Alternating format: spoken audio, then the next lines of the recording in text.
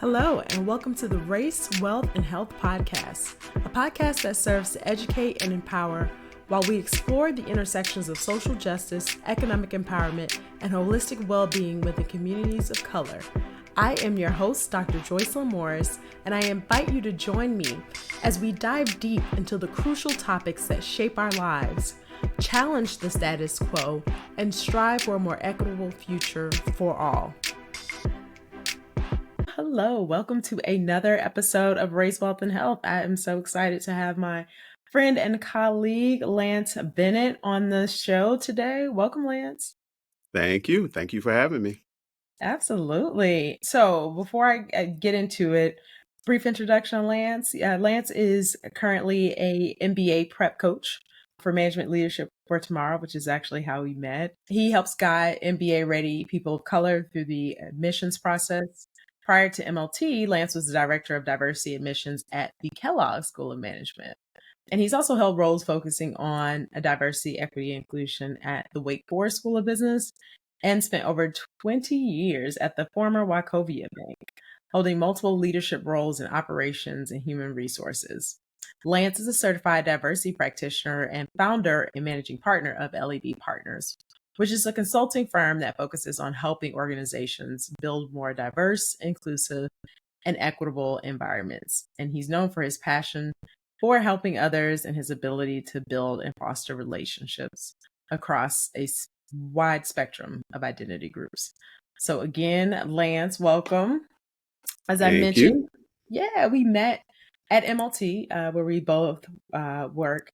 And I'm trying to think how we really, it was probably at the MLT retreat, at the Org Ride retreat, I feel like is how we really connected and started chatting. Whatever it was, we were fast friends. And through our work in both the graduate space, when I was working with our graduate students on the professional development portion after they had gone through the MBA Prep program, our paths would quite overlap and of course, we just bond over good conversation at the seminars and just always commonality around passion for this work that we do. So absolutely, again, super excited to have you on. And while I gave the bio, obviously, I feel like that's only just a snippet. If you want to just kind of give our listeners a little bit about how you would describe yourself and what you do and how you've come to the work that you're doing.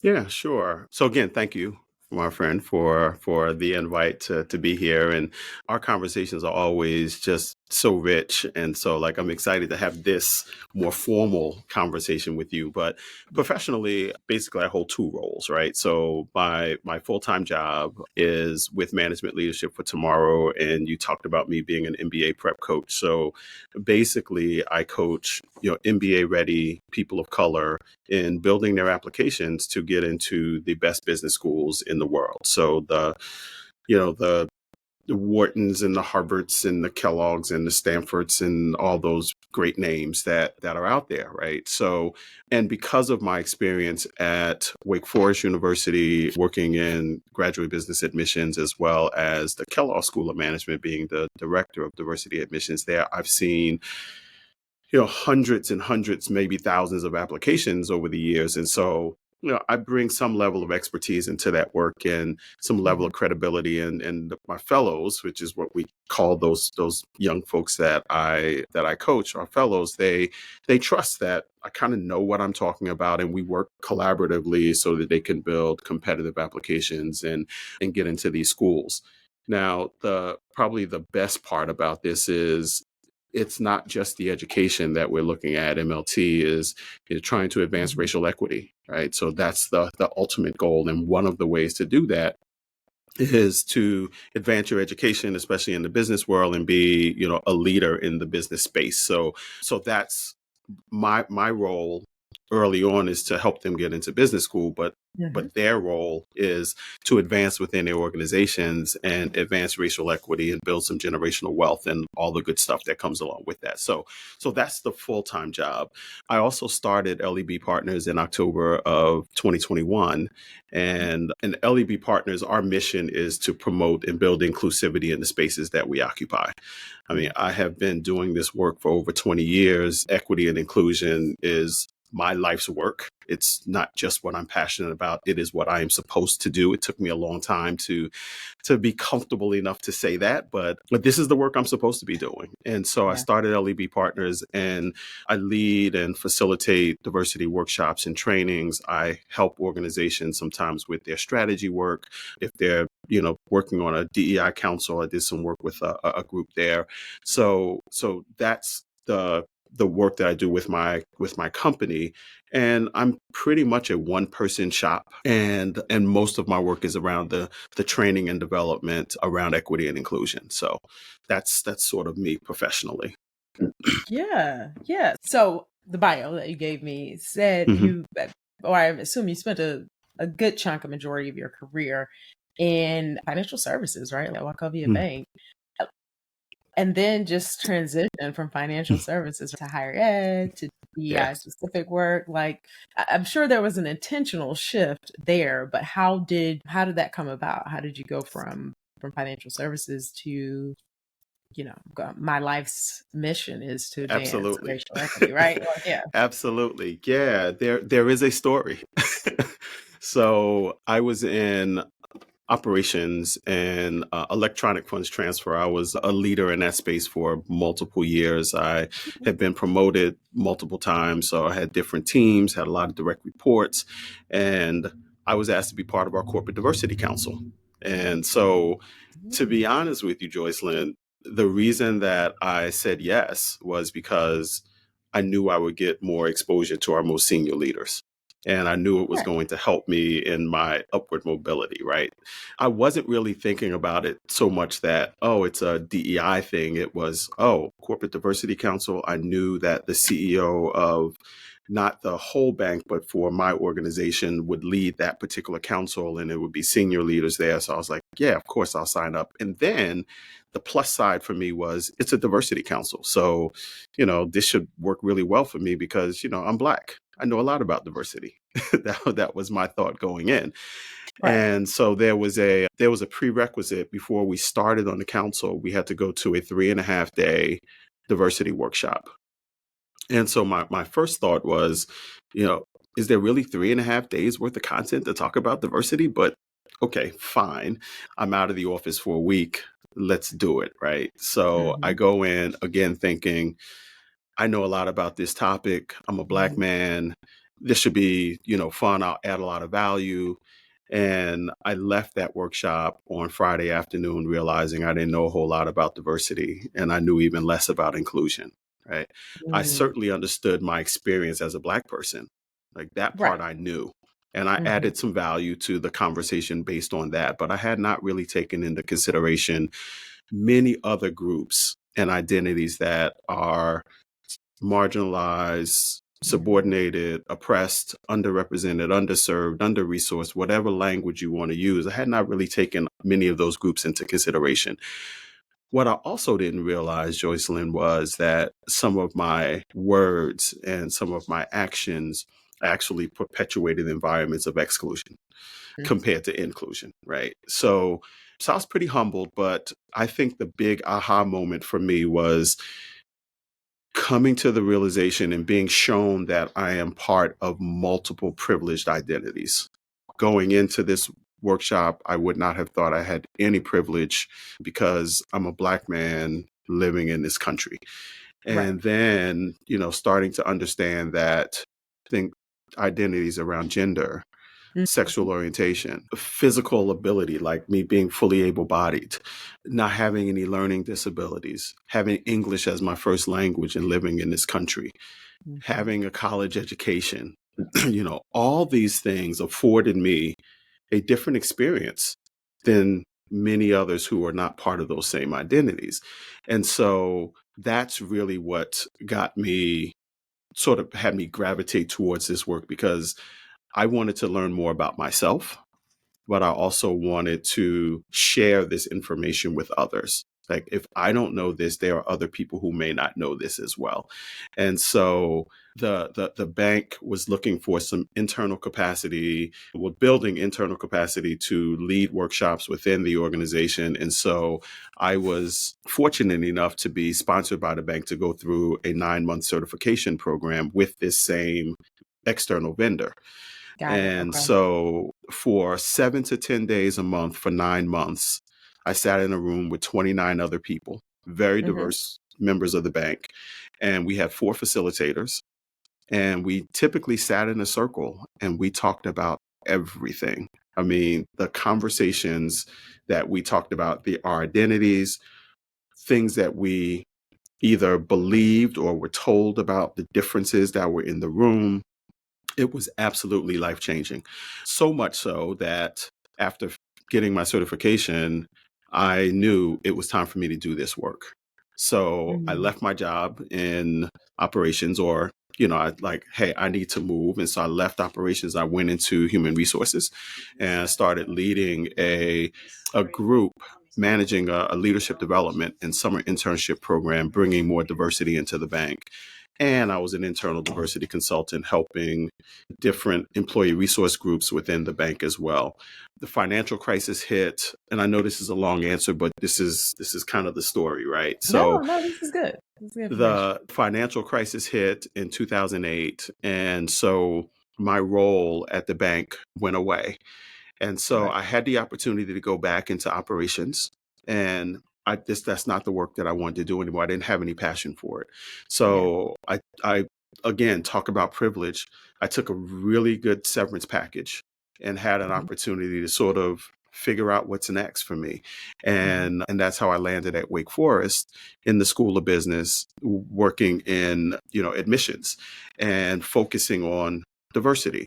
I had not worked in higher ed before. It was a new experience for me, but it was great and I loved it. And I had an opportunity to actually, work with MLT, to go to seminars and be on this side where now I'm meeting these young people of color who are ready for business school. And so I did that for almost 4 years. And then I got, you know, poached by Kellogg, and they were like, hey, we'd like for you to come and be the director of our diversity admissions. And it was a great opportunity. Kellogg, top 5 or so business school in the country. So I took that opportunity, moved to Chicago. Obviously I was in North Carolina working at Wake Forest. So I moved to Chicago and loved that role, grew a ton professionally there, did that for 7+ years, left after the pandemic and came to MLT. So I'm coaching people of color. And then I started LEB Partners. So when I talk about, the evolution and my life's work, I mean, it literally started from a 3.5 day workshop where I learned I had a lot of privilege that I didn't know. And I learned that my thoughts and my actions and my language can actually be hurtful, even though I always considered myself someone who was pretty open and was Yeah. pretty accepting of people. But I had no clue about really who I was and how I was showing up. And so I wanted to show up differently. And now I try to help other people show up differently as well. Yeah. No, awesome. So you provide a lot of information there because I have a couple of Hmm. questions I wanted to follow up on. I'm trying to think where I want to start. I think the first question is, and hopefully it's not too personal, but Yeah. you know, I'll tell you why I'm asking. I think a lot of times I'm curious around what age, how many years you'd already been working in the financial services operations. And I say this for a reason because I think sometimes people get stuck and assume, like, hey, Hmm. because this is what I've done for whatever period of time, this Yeah. is what I have to continue doing. Or they think that, oh, I need to figure out my life's purpose at by the age of 25. And Hmm. by people, I'm talking about myself. Back then I definitely thought I needed to have it figured out early. And so I'm curious, how old were you when you really realized this and started to make that shift into the DEI space? Yeah. First of all, you can ask me anything. I am an open book. I do not mind sharing anything about myself. And I do that in my workshops. It's part of how you build, trust and build relationships, right? Important. So, That's true. but I was in my late 30s when I went to this workshop. I was certified when I was 39. I'm 60 now, by the way. And so, yeah, 21 years ago is when I was certified. So I was probably like 38, maybe when I went through 37, 38, when I went to this workshop. And Hmm. literally from there, I knew I needed to do something different. And so much so that when I got in the car after that Friday afternoon and I'm driving back to Winston-Salem, because the training was in Charlotte. So I'm driving my hour and a half back to Winston-Salem. And I called my wife and I said, I got to get a new job. And so her first reaction was, what did you do? Like, I might Well, have that's got what I'm gonna fired or ask something. too, right? Because I knew you've been married for a while, so I'm like, even Yeah. that like, how did but you're about to share, like, how did Yeah. you get her to come along, right? Because there's a lot at stake. I'm assuming. I don't know if you had kids yet by that time. I think you did, We right? Yeah. did. So Yeah. like, We had both our kids. yeah, Yeah. like, yeah.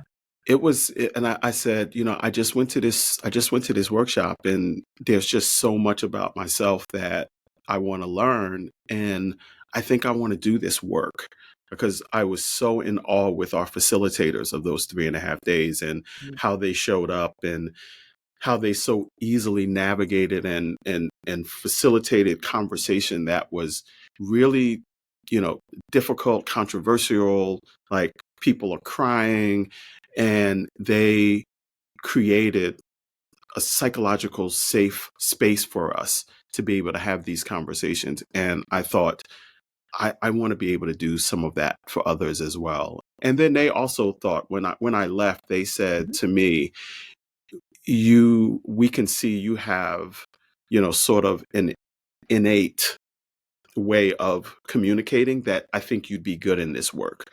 And so I was like, yeah, I'm all in. I can tell you, it was, I was so like, I want to change everything right away, that it was a little bit of a shock to my family. And I had to like kind of like tone it down a little bit because I wanted to change everything. Oh, we're going to make sure that we say all of the right things. Like, we're going to use the most inclusive language. We're not going to do this. And when we go out, we're going to do these things. And I So just you wanted were like a to, person. You were like a person that just got saved, right? Like, and you were yeah, just yeah, like, yeah, I need everybody to read the Bible with me. I need everybody going to church. Like, we're you in here. got Like, it. you were excited and passionate Yes. about like this thing. Y- So like, hey, why won't yeah? Yeah, I'll tell you a story. My wife's named Tawana. So Tawana and I, when we would go to dinner, what typically happen is you walk into the restaurant, and the host would say, they would look at me and they would Hmm. say, dinner for two, right? Or lunch for two or whatever. And then the check would always come and it would be right next to me, right? Hmm. And um and so I'm like, we should change this dynamic. We should not just automatically have everybody think that the man is the one that is paying and in charge of this, this dining experience, right? Right. So I would say, I would come in. So I would say, I want you to walk in first and I'll come in behind you. So that way they have to address you. And when the check comes, like, I want you to pay, even though money's coming out of the same account, right? But Right. I know. I want you to pay the check, just so that we can start getting people to think differently. And so when you start talking about this intersectionality, Tawana was at one point, she was kind of along with it because she knew I was excited about this and wanted to do something. And then she finally said, you know what? I don't really like this. And I was like, what's the matter? And she said, well, there are so many bad stereotypes about black men and Mhm. black men not providing for their families. And when I see you and you're asking me to pay, now I don't want them to think that you're one of these black men who are, doesn't work, and you're relying on me and you're the main breadwinner in here. And I'm okay with that. And so then I had to start thinking, like, oh, this is bigger than just one particular identity when we're talking about gender dynamics. Right. There's a race dynamic that filters in this, and there is a from our marriage, that dynamic filtered in. And so I was like, yeah, Mhm. it's a really good point. And so, I had to sort of tone it down a little bit and kind of get back to a place where, I could find some good balance in this work. So Yes. Too funny, but I mean, special recognition to your wife because it sounds like she was willing to be there for you and support you and that's something that's important. And I won't go down that rabbit hole, but that is definitely something that's yeah. important. So okay, so now let's go And back. help me grow at the Of same course. time, right? So help me see bigger than what I was just looking at one thing. So yeah, absolutely. But Please. having a supportive spouse, right, especially given the fact that you were married, could have been, the difference of Yeah, your path and your trajectory too, right? Like, absolutely. so that's definitely important to highlight and note there. And all right, so now you're late 30s, you decided to pivot and change, and you're bringing everybody along. But tell me, was there anything specific happening in your life by the time you took the course? So like, for example, were you consciously feeling unfulfilled with your existing role? Were you in a space of sort of like, I'm kind of questioning things? Like, do you feel like you were particularly primed to be maybe more receptive to the information than at any other point in time? Or was it really just like, it just hit you over the head and it was just like, hey, I just didn't know. And so there's an excitement around that.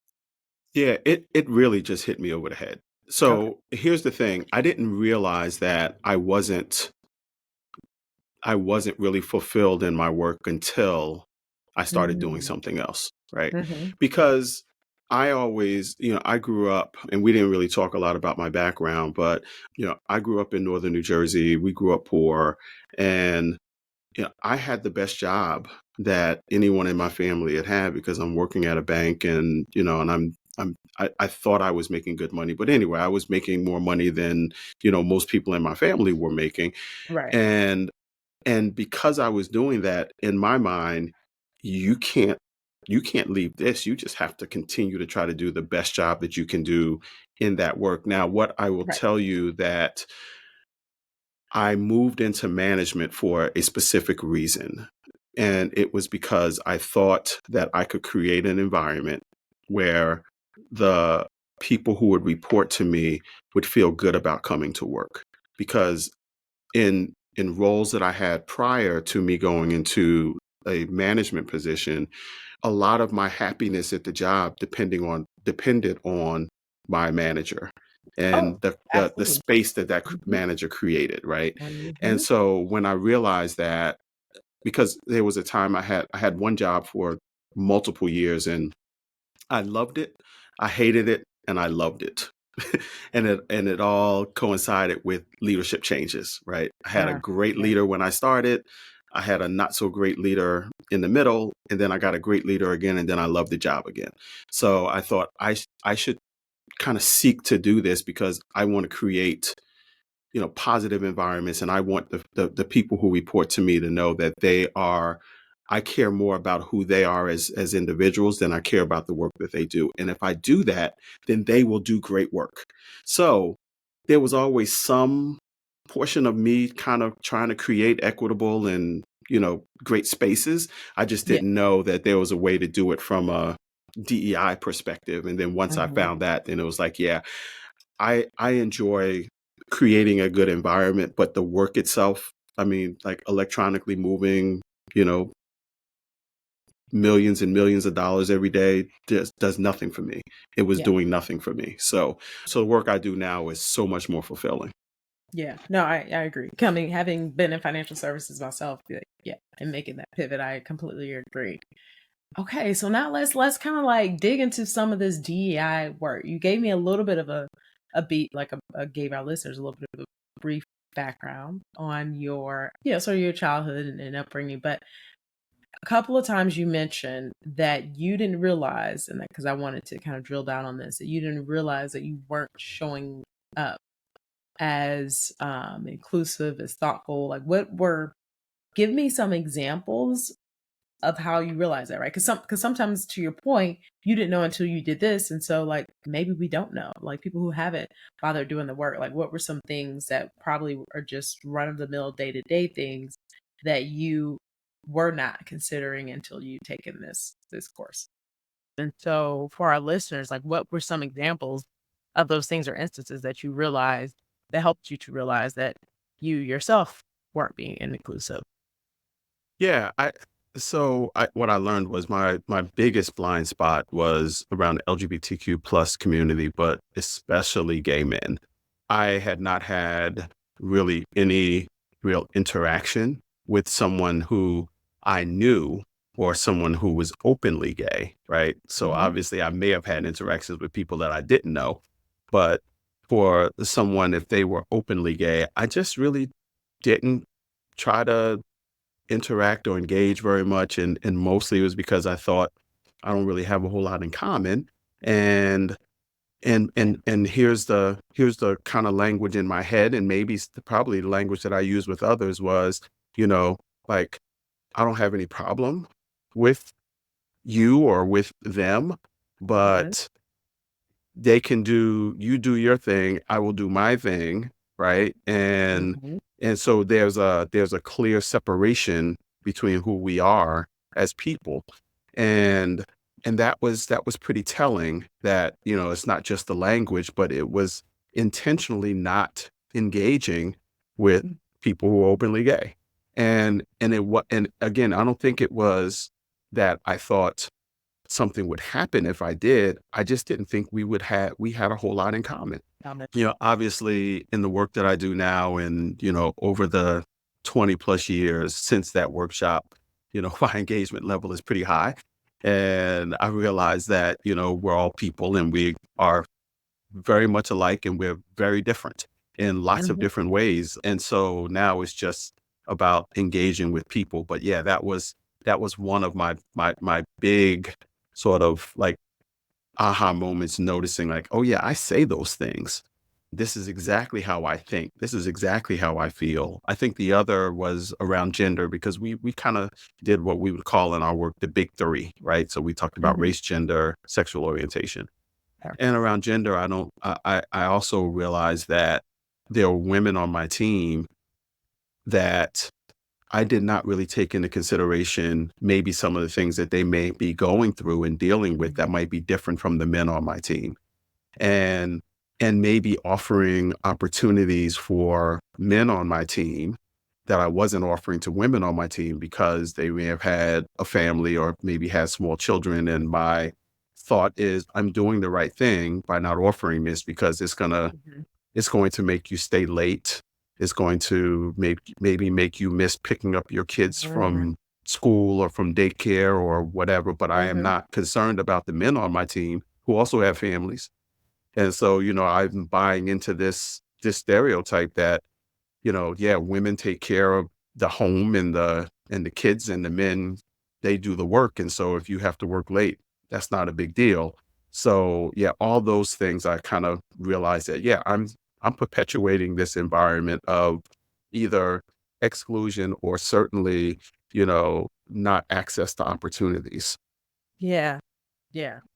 And then one of the other things you mentioned as well was as part of your participation during the training that you recognized how many privileged classes you were a part of and that you went into this training not thinking that you had any level of privilege.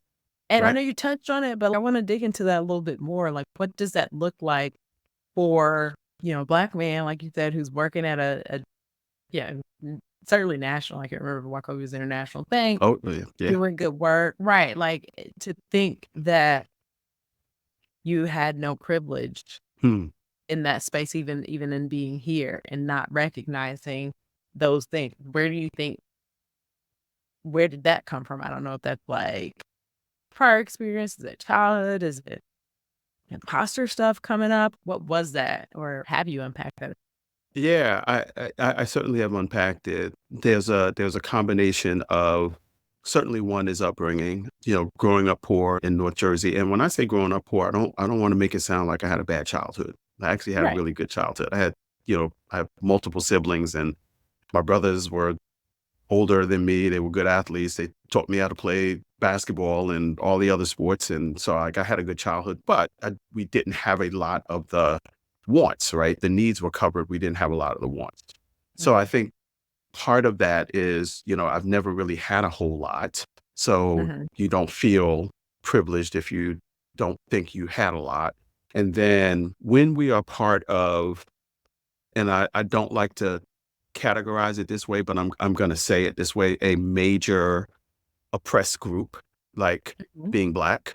I mean, the experience of Black people in this country, you can't deny it. It is a major oppressed group. When you are Mhm. part of that, that tends to dominate your thoughts, Mhm. So when you think about identity, that dominates all the other identities, even the ones that actually provide you a lot of privilege. Mhm. Because there's not a day that goes by, Joyce, and even today in the work that I do, there's not a day that goes by that I don't know that I'm Black. I don't see something that reminds me that I'm Black. I know that. And so that is what dominated my thoughts. And that's why I didn't think I had this. Examples, when I think about it now, Mhm. especially my identity around being fully able bodied, Mhm. not living with a physical disability, Yeah. has been a huge impact on my life on the positive side of things. Yeah. For me, playing sports, like I mentioned, growing up playing sports, still play sports today. I play golf now. I'm 60, so I play golf now.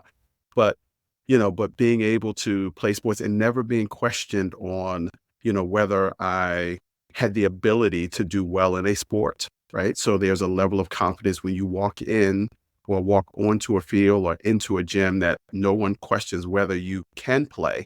You might have to prove it, but they don't question it coming in. That is a very different experience for someone who has a physical disability that Yeah. you can, especially one that you is visible, right? Mhm. Oftentimes I'll use the example, I've had multiple interviews in my life in person, right? And I've walked into those interviews, and I'm using this language specifically. I've reached my hand out and shook the interviewer's hand. I looked them in the eye. I heard what they asked me. I responded to them. And so leaving an interview, I never thought I may not get this job because the person may not think I'm physically able To to do the work. Right? Yeah. Never. That's the last thought on my mind. Well, that's Mhm. not the experience of someone that has a visible disability. They might Yeah. be going in going, look, I know I'm just as qualified as Lance, but they may think I'm not physically able to do this job like Lance because I have to go through airports and I have to, present in front of people. So like they may have to do special things for me. So like they're going to be thinking these things, and I've never had to think that. That's privilege. That Mhm. privilege shows up in multiple ways. One is you get this level of credibility that just comes with being part of the group, whether you deserve it or not, right? Yeah. There's a comfort level that comes along with being part of that particular group where you can just show up authentically and not worry that because I'm part of this group, someone is going to question Mhm. whether I can be good. When I applied for my first leadership role, Mhm. never thought about gender as, I wonder if they're going to think I'd be a good manager as a man. That was Right. never a question in my Yeah. mind. That is Yeah. a question women go through a lot The time. when they are Yep. in leadership roles, right? Like, Yep. now I got to prove not only that I'm qualified for the job, but I'm also a qualified woman to do this job. Where Yeah. as men, we don't think about that. So you go in and it just gives you another level of confidence and credibility that those in the opposite group don't have. So I could give you, just example, going in talking about my family. I would never finish an interview, even though they can't legally ask me. By the time that interview is over, you're going to know that I'm married. I've been married to the same person for a long time. Right now, it's 37 Mhm. years. That we have two children who are productive citizens and working. You're going to know these things. But by telling you that I'm married and have these kids, I'm also coming out as heterosexual. And I don't have any problem coming out as a heterosexual. I do it Right. all the time. Right? So someone who's part of the LGBTQ plus community may have to think about, how do I talk about who I am outside of work and who I am personally in an interview? Another advantage that I get that gives me comfort. And I say all those things about myself because, talking about intersectionality now, I'm leveraging these groups of married for a long time, father, that I'm trying to help you know that as a Black person, I'm stable, I'm Mhm. responsible, right? So I'm trying to Mhm. own those groups while hopefully overcoming what you might think of me as a Black person. So I'm intentionally doing that. So that's where, again, those groups intersect, and you're trying to use one Mhm. over another. And some people don't even have the ability to do that. Fair. Black, woman, gay, disabled, right? Like, come Yep. on. They don't have those other groups that they could fall back on and go, oh, but here's something about me that should make you comfortable. Absolutely. No, you're absolutely right. And so, all right. So now, so we've gotten that. You've understood your different levels and points of privilege. Now that you're in this work, right? Now that you've been doing this work for quite some years, what stands out to you? Like when we think about diversity, equity, inclusion, the work that you've been doing, what what are some of the common, I guess, misnomers or things that people experience when you're facilitating these workshops for them? Like, what do you see being those common things that folks tend to leave thinking like, oh, I really didn't know that prior to coming here, or I wasn't cognizant I was showing up in X way? Yeah, most of it is the exact same thing for me. It's privilege, right? Mm, Most have not viewed their life through the spectrum of identities that they own and that they are a part of, and then that historically some of these identities come with a level of privilege and power. Because if you are, let's say you are an individual contributor, right? And you work for an organization, you're like, I don't have any power. I don't make the rules. I right. don't, I'm not the one that's leading people. Like I'm an individual contributor.